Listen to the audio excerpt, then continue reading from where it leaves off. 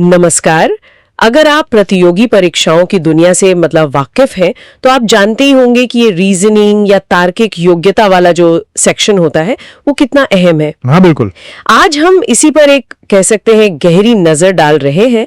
हमारे पास कुछ चुने हुए रीजनिंग प्रश्न हैं, वो प्रकार जो अक्सर एग्जाम्स में दिखते हैं, और उन्हें हल करने के कुछ तरीके, कुछ ट्रिक्स भी हैं। हाँ। हमारा मकसद सिर्फ जवाब जानना नहीं है, बल्कि इन सवालों के पीछे जो लॉजिक है, जो पैटर्न है, उसको समझना है और सोचने की रफ्तार कैसे बेहतर हो। बिल्कुल। और ये समझना बहुत जरूरी है कि ये सवाल सिर्फ परीक्षा के नंबरों के लिए नहीं है। हाँ। ये असल में हमारी लॉजिकल थिंकिंग, तर्क संगत सोचने की जो क्षमता है, उसको तराशते हैं, उसको बेहतर करते हैं। सही। आज हम कोशिश करेंगे कि हर सवाल के जवाब तक कैसे पहुंचे, उस प्रक्रिया को समझें। वो कौन सा पैटर्न है, कौन सा नियम काम कर रहा है और ये क्यों महत्वपूर्ण है। दिलचस्प बात यह है कि अलग अलग तरह के सवाल हमारे दिमाग के अलग अलग हिस्सों को क्या कहते हैं, सक्रिय करते हैं। बहुत सही कहा। तो ठीक है, शुरुआत करते हैं उस प्रकार से जो शायद सबसे ज्यादा देखने को मिलता है, श्रृंखला यानी कि सीरीज। हाँ, सीरीज। पहला उदाहरण लेते हैं एक नंबर सीरीज का। 2, 6, 12, 20, 30। अगला नंबर क्या होगा? देखिए, श्रृंखला वाले सवालों में सबसे पहली चीज होती है संख्याओं के बीच का रिश्ता देखना। क्या वो जुड़ रही हैं, घट रही हैं, गुणा हो रही हैं, या कोई और ही पैटर्न चल रहा है। अच्छा, तो यहाँ अगर हम संख्याओं के बीच का अंतर देखें, 2 और 6 में 4 का अंतर है। हाँ। 6 और 12 में 6 का, फिर 12 और 20 में 8 का, और 20 और 30 में 10 का। अरे ये अंतर खुद एक सीरीज बना रहा है। 4, 6, 8, 10। बिल्कुल सही। ये तो सम संख्याएं हैं जो बढ़ रही हैं। एकदम सही पकड़ा। तो अगला अंतर 12 होना चाहिए। हाँ बिल्कुल। तो 30 में 12 जोड़ने पर मिलेगा 42। 42। यही है पैटर्न पहचानना, जिसे हम अनुक्रमिक तर्क या सीक्वेंशियल रीजनिंग कहते हैं। ये क्षमता हमें बताती है कि किसी दिए गए क्रम में अगला तार्किक कदम क्या होना चाहिए। ठीक है, इसी तरह का तर्क फिर अक्षर श्रृंखला में भी लगता होगा। जैसे ये सीरीज देखें, ADHMS। अगला अक्षर क्या होगा? यहाँ संख्याओं की जगह अक्षर है। हाँ, यहाँ अक्षरों को उनकी वर्णमाला की स्थिति से जोड़कर देखना काफी मददगार होता है। जैसे A = 1, B = 2, C = 3, इस तरह से। अच्छा, हाँ, तो A = 1, D = 4, H = 8, M = 13 और S = 19। अब इनके बीच का अंतर देखें। 1 से 4 मतलब +3, 4 से 8 मतलब +4, 8 से 13 मतलब +5, 13 से 19 मतलब +6। तो पैटर्न फिर मिल गया, +3, +4, +5, +6। तो अगला अंतर क्या होगा? अगला +7 होगा। और 19 में 7 जोड़ने पर आता है 26। 26। और 26वां अक्षर होता है Z। तो जवाब हुआ Z। देखिए, दोनों उदाहरणों में मूल सिद्धांत एक ही था, क्रम में छिपे नियम को पहचानना, चाहे वो संख्याओं का हो या अक्षरों का। बिल्कुल। अच्छा, अब श्रृंखला से थोड़ा आगे बढ़ते हैं और पहेलियों और कोडिंग डिकोडिंग की बात करते हैं। ये कभी-कभी थोड़े ज्यादा पेचीदा हो सकते हैं, है ना? हाँ बिल्कुल। एक उदाहरण है मिसिंग नंबर पहेली का। जैसे कोष्ठक में दिए गए नंबरों के बीच कोई संबंध है, 2, 3, 13, 4, 5, 29, तो 6, 7 क्या होगा? देखिए, ऐसी पहेलियों में अक्सर संख्याओं के बीच गुणा, जोड़, वर्ग या फिर इनका कोई मिला जुला रूप छिपा होता है। हमें वो नियम खोजना है जो दिए गए सभी उदाहरणों पर फिट बैठता हो। चलिए कोशिश करते हैं। पहले जोड़े 2, 3 से 13 कैसे बन सकता है? 2 × 3 होता है 6। 13 तक पहुंचने के लिए 7 जोड़ना पड़ेगा। ठीक है। दूसरे जोड़े 4, 5 से 29। 4 × 5 होता है 20। अच्छा, 29 तक पहुंचने के लिए 9 जोड़ना होगा। कुछ पैटर्न दिख रहा है। पहले गुणा कर रहे हैं, फिर एक संख्या जोड़ रहे हैं। और वो जोड़ने वाली संख्या, हाँ, वो बढ़ रही है। पहले 7 जोड़ा, फिर 9 जोड़ा। ये तो विषम संख्याएं हैं।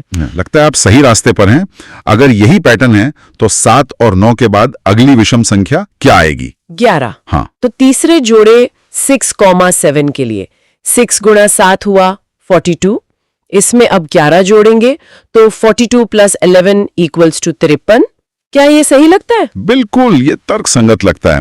इस तरह की पहेलियां हमारे विश्लेषणात्मक कौशल एनालिटिकल स्किल्स को परखती हैं, जानकारी के टुकड़ों को जोड़कर एक छिपे हुए नियम या पैटर्न को उजागर करने की क्षमता। हाँ। ये सिर्फ परीक्षा के लिए नहीं, असल जिंदगी में भी समस्या समाधान में बहुत काम आता है। अच्छा, कोडिंग डिकोडिंग भी इसी तरह की दिमागी कसरत है। एक बहुत ही आम सवाल है, अगर किसी कोड भाषा में CAT को 24 लिखा जाता है तो DOG को क्या लिखा जाएगा? यहाँ कोड को समझना होगा। CAT और 24 में क्या रिश्ता हो सकता है? अक्सर जैसा हमने अक्षर श्रृंखला में देखा, अक्षरों की वर्णमाला स्थिति का इस्तेमाल होता है। देखते हैं, C होता है 3, A होता है 1, T होता है 20। अगर इन्हें जोड़ दें तो 3 + 1 + 20 is 24। अरे वाह, ये तो सीधा मिल गया। हाँ। तो यही नियम DOG पर लगाते हैं। D = 4, O = 15, G = 7। इनका योग हुआ 4 + 15 + 7, ये हुआ 26। तो DOG का कोड 26 होगा। ये सबसे सरल प्रकार की कोडिंग है। कई बार पैटर्न ज्यादा जटिल होते हैं, जैसे अक्षरों को उलट देना अच्छा, हाँ, वो भी देखा है। या किसी खास नियम से बदलना, लेकिन मूल काम वही है, कोड को डिकोड करना, यानी उस नियम को समझना। सही कहा। अब कुछ अलग तरह के सवालों पर चलते हैं, जैसे रिश्तों, दिशाओं और वर्गीकरण से जुड़े सवाल। ये हमारी रोजमर्रा की समझ से ज्यादा जुड़े लगते हैं। हाँ, बिल्कुल। जैसे खून के रिश्तों का सवाल ले लेते हैं। A B का भाई है, B C की बहन है, तो A का C से क्या रिश्ता है? इसमें रिश्तों की कड़ियों को सही से जोड़ना होता है, और जेंडर यानी लिंग का ध्यान रखना भी बहुत महत्वपूर्ण है। यहाँ A पुरुष है, भाई, B महिला है, बहन, C का जेंडर हमें नहीं पता, पर वो B का भाई या बहन है। चूंकि A B का भाई है और B C की बहन है, इसका मतलब A और C एक ही पीढ़ी में है और B के भाई बहन है, तो A C का भाई हुआ। बिल्कुल।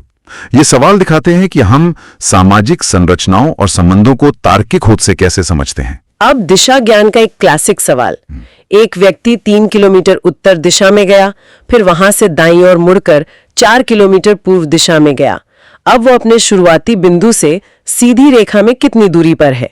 ये ज्यामिति और स्थानिक तर्क मतलब स्पेशल रीजनिंग का सवाल है। उत्तर और पूर्व दिशाएं एक दूसरे से 90 डिग्री का कोण बनाती हैं। हाँ, तो ये एक समकोण त्रिभुज राइट एंगल्ड ट्रायंगल बन गया, जिसमें एक भुजा 3 किलोमीटर और दूसरी 4 किलोमीटर है।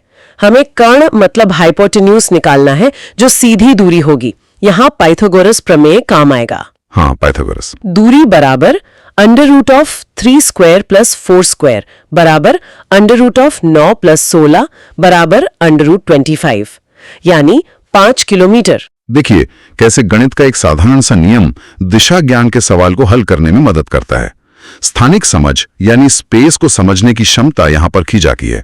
आगे बढ़ते हैं सादृश्यता यानी एनालॉजी पर। इसमें दो चीजों के बीच के संबंध को पहचानकर वैसा ही संबंध दूसरे जोड़े में खोजना होता है, जैसे कुत्ता भौंकना, बिल्ली।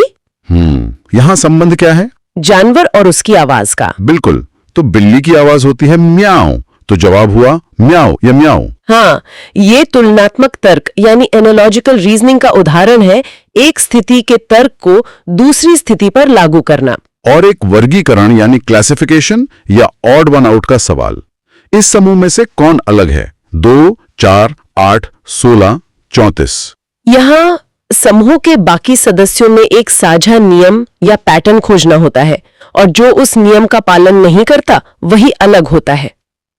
अगर ध्यान से देखें तो 2 का दुगना 4, 4 का दुगना 8, 8 का दुगना 16। ये तो 2 की घात वाली श्रृंखला लग रही है। 2⁻1, 2⁻2, 2⁻3, 2⁻4। हाँ, पावर्स ऑफ 2। तो अगला 2�5 यानी 32 होना चाहिए था, लेकिन यहाँ 34 दिया है। एकदम सही पकड़ा। तो 34 इस समूह का हिस्सा नहीं है, क्योंकि वो पैटर्न को तोड़ रहा है। वर्गीकरण की ये क्षमता हमें जानकारी को व्यवस्थित करने और असंगत चीजों को पहचानने में मदद करती है। बिल्कुल। अब आते हैं तर्क के थोड़े और औपचारिक रूप पर, सिलोजिज्म यानी न्याय वाक्य। इसमें हमें कुछ कथन दिए जाते हैं और उनके आधार पर निष्कर्ष की सत्यता जांचनी होती है। हाँ, ये बहुत महत्वपूर्ण होते हैं। उदाहरण के लिए कथन 1 सभी बिल्लियां जानवर हैं, कथन 2 सभी जानवर जीवित प्राणी हैं। निष्कर्ष क्या सभी बिल्लियां जीवित प्राणी हैं? यह निष्कर्ष सही है? सिलोगिज्म डिडक्टिव लॉजिक यानी निगमनात्मक तर्क का एक क्लासिक उदाहरण है। इसमें हमें दिए गए कथनों प्रेमिसेस को 100% सच मानकर चलना होता है और देखना होता है कि क्या निष्कर्ष अनिवार्य रूप से उनसे निकलता है। यहाँ वेन डायग्राम की कल्पना करना भी मददगार हो सकता है। हाँ बिल्कुल, अगर हम एक बड़ा गोला जीवित प्राणी का बनाए, उसके अंदर एक गोला जानवर का और उसके भी अंदर बिल्ली का गोला, तो साफ दिखता है कि बिल्ली वाला पूरा गोला जीवित प्राणी वाले गोले के अंदर ही आएगा। तो निष्कर्ष सही है। बिल्कुल। सिलोगिज्म के कुछ स्थापित नियम भी हैं, जैसे आपने कहा था all A are B, all B are C, therefore all A are C. ये नियम हमें भावनाओं या हमारी पहले से बनी धारणाओं से हटकर केवल दिए गए तर्कों पर ध्यान केंद्रित करना सिखाते हैं। लेकिन हर निष्कर्ष इतना सीधा नहीं होता। जैसे कथन और निष्कर्ष यानी स्टेटमेंट कंक्लूजन वाले सवालों में, मान लीजिए कथन है शहर में प्रदूषण खतरनाक स्तर पर बढ़ गया है और निष्कर्ष दिया है इसका मतलब है कि लोग अपने वाहनों का रखरखाव ठीक से नहीं करते। क्या ये निष्कर्ष कथन से सीधे तौर पे निकलता है? ये एक बहुत ही महत्वपूर्ण अंतर है समझने के लिए। देखिए, कथन एक तथ्य बता रहा है कि प्रदूषण बढ़ा है, निष्कर्ष उसका एक संभावित कारण बता रहा है, वाहनों का रखरखाव। लेकिन क्या ये एकमात्र कारण है? नहीं, बिल्कुल नहीं। क्या प्रदूषण के और कारण नहीं हो सकते, जैसे औद्योगिक उत्सर्जन या निर्माण कार्य या पराली जलाना? बहुत कुछ हो सकता है। सही बात है। तो हम निश्चित रूप से ये निष्कर्ष नहीं निकाल सकते कि प्रदूषण बढ़ने का एकमात्र या मुख्य कारण वाहनों का खराब रखरखाव ही है। ये एक संभावना हो सकती है, पर अनिवार्य सत्य नहीं। यहीं पर धारणाओं, अजम्पशंस और अनुमानों, इन्फरेंसेस का खेल आता है। हाँ। हमें सावधान रहना होता है कि हम कथन में दी गई जानकारी से ज्यादा न मान लें। एक अच्छा तार्किक विचारक वही है जो दिए गए सबूतों के आधार पर ही निष्कर्ष निकाले, अपनी तरफ से कुछ जोड़े नहीं। ये वाकई ध्यान रखने वाली बात है। चलिए अब कुछ और विविध प्रकार के प्रश्न देखते हैं जो अक्सर गणितीय तर्क या आंकड़ों से जुड़े होते हैं। हाँ। जैसे घड़ी और प्रतिबिंब का सवाल। अगर एक घड़ी में 3:30 हो रहे हैं तो उसे शीशे में देखने पर क्या समय दिखेगा? अच्छा, इसके लिए एक बहुत कारगर शॉर्टकट या ट्रिक है। शीशे में दिखने वाला समय या वास्तविक समय को 11:60 में से घटा दें। 11:60? अच्छा, मतलब 12 बजे में से? हाँ, वही बात है। 11.60 लिखना घटाने में आसान रहता है। ठीक है, तो 11.60 3.30 इज इक्वल टू 8.30। मतलब शीशे में 8.30 बजते हुए दिखेंगे। वाह, ये तो सच में तेज तरीका है। हाँ, ये स्थानिक समझ और एक नियम को याद रखने का संयोजन है और ये दिखाता है कि कैसे कुछ खास तरह के सवालों के लिए बनी बनाई तरकीबें समय बचा सकती हैं, बशर्ते उनके पीछे का लॉजिक पता हो। एक और आम सवाल है रैंकिंग का। मान लीजिए रवि एक कतार में ऊपर से 7वें स्थान पर है और नीचे से 9वें स्थान पर, तो कतार में कुल कितने लोग हैं? ये भी एक सूत्र आधारित सवाल है।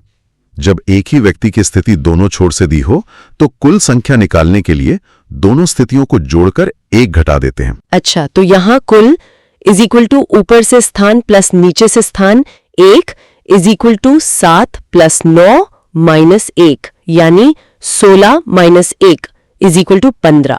कतार में कुल 15 लोग हैं। ये -1 करना क्यों जरूरी है? क्योंकि जब हम ऊपर से गिनते हैं 7वां और नीचे से गिनते हैं 9वां, तो रवि को 2 बार गिन लिया जाता है, एक बार ऊपर से आते हुए, एक बार नीचे से जाते हुए। ओहो, हाँ। इसलिए उसे एक बार घटाना पड़ता है ताकि सही संख्या मिले। ये छोटी सी बात अक्सर लोग भूल जाते हैं और जवाब गलत हो जाता है। समझ गया। ये छोटी छोटी बातें ही फर्क डालती हैं। अब एक और प्रकार देखते हैं, डेटा पर्याप्तता यानी डेटा सफिशिएंसी।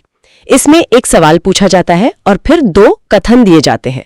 हमें यह बताना होता है कि सवाल का जवाब देने के लिए कौन से कथन पर्याप्त है। हाँ, ये भी बड़ा दिलचस्प होता है। जैसे सवाल, राहुल की उम्र क्या है? कथन 1, राहुल की उम्र रोहन की उम्र से दुगनी है। कथन 2, रोहन 10 साल का है। या हमें जवाब नहीं निकालना है, याद रखिए, हमें बस ये तय करना है कि क्या दिए गए कथनों से जवाब निकाला जा सकता है या नहीं। पहले हर कथन को अकेले देखें। ठीक है। कथन 1, राहुल की उम्र रोहन से दुगनी। इससे अकेले राहुल की उम्र पता नहीं चलती क्योंकि हमें रोहन की उम्र नहीं पता। सही। कथन 2, रोहन 10 साल का है। इससे अकेले राहुल की उम्र पता नहीं चलती। ठीक। अब दोनों कथनों को मिलाकर देखिए। अगर रोहन 10 साल का है, कथन 2, और राहुल की उम्र उससे दुगनी है, कथन 1, तो राहुल 20 साल का हुआ। हाँ। दोनों को मिलाकर जवाब मिल रहा है। तो इसका उत्तर होगा कि सवाल का जवाब देने के लिए दोनों कथन एक साथ आवश्यक हैं। हाँ। डेटा पर्याप्त हमारी ये क्षमता जांचती है कि हम दी गई जानकारी का मूल्यांकन कैसे करते हैं, क्या जानकारी जरूरी है, क्या गैर जरूरी और क्या अधूरी है। तो हमने आज कई तरह के रीजनिंग सवालों पर चर्चा की और इन सभी में सफल होने के लिए कुछ बातें समान हैं। ध्यान से पढ़ना, जानकारी को व्यवस्थित करना, पैटर्न खोजना, नियमों को याद रखना जहां लागू हो, और सबसे जरूरी एक मेथोडिकल मतलब एक व्यवस्थित तरीके से सोचना। जल्दबाजी अक्सर गलतियों की ओर ले जाती है। ये क्षमताएं हमें रोजमर्रा की जिंदगी में बेहतर निर्णय लेने, समस्याओं को अधिक प्रभावी ढंग से सुलझाने और यहां तक कि दूसरों की बातों या तर्कों का बेहतर मूल्यांकन करने में मदद करती हैं। इसी विचार के साथ आज की इस चर्चा को यही विराम देते हैं। उम्मीद है रीजनिंग की इस पड़ताल से कुछ नया सोचने और सीखने को मिला होगा। हाँ, उम्मीद तो यही है। अगली बार फिर मिलेंगे एक और ज्ञानवर्धक विषय के साथ। नमस्कार। नमस्कार।